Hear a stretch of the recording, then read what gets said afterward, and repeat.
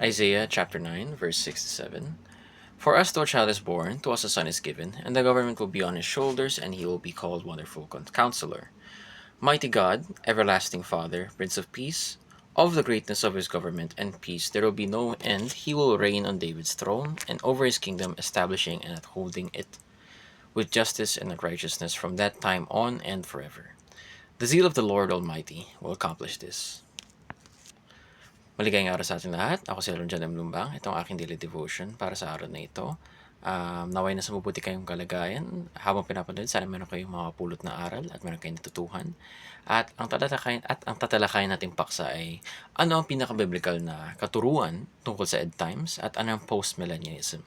Simulan na natin, no? Post-millennialism is the view that Christ will return after the millennium. A millenniarge, an extended period of peace, righteousness, and gospel flourishing on the earth. In this view, the millennium is not necessarily literal 1,000 years, but a long period of time, no? Where the church influences the world through the spread of the gospel and the growth of the kingdom of God. Christ reigns now from heaven, and his kingdom is advancing through history. Evil will diminish, righteousness will grow, and then Christ will return to consummate his eternal kingdom. This view inspires hopeful labor, seeing history bending toward redemption by God's sovereign grace. So, isa sa mga kailangan natin tignan una dito na it doesn't exactly mean dahil millennium, no? Post-millennialism, isipin po nito ay it's exactly 1,000 years. Ngunit it's a long period of time where the church influences the world, no? So, nangyari is the spread of the gospel and the growth of the kingdom of God through the spreading of the gospel, through spreading of the people that are aware of the gospel, and they are an extension of Christ's body, kung saan sila rin nagsispreading throughout all the nations, no? At ngayon, dumako naman po tayo sa ating teachings that first, the gospel will advance powerfully in history before Christ's return. And pangalawa, Christ's reign from heaven is now transforming the nations on earth through his church. So, connected po itong dalawa. Una, the gospel will advance powerfully in history before Christ's return. Yung sinasabi po dito, yung sa post-millennialism nga, di ba? Lalaki ang kingdom ng Panginoon bago pa siya bumalik, no? So the gospel will advance powerfully in history. So the Bible, the gospel, will spread across all nations.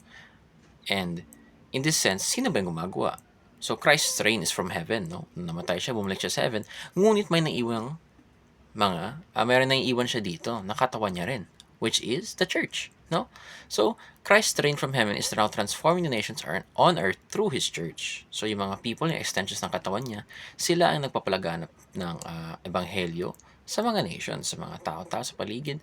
At sa ganun, nagkakaroon ng spread of the good word, of the good news.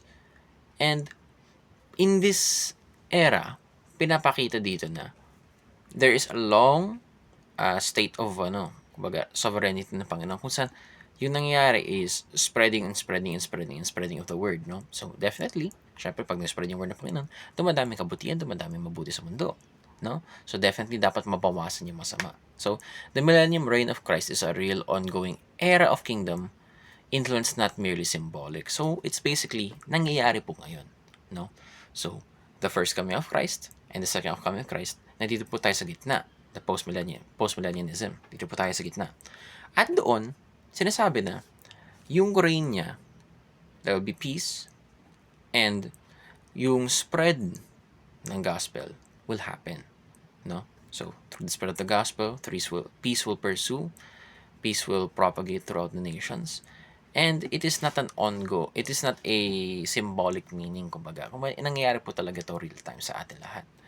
And makikita natin na Christianism is the biggest religion at the moment, or pwede na sabihin na is the biggest belief in the world right now.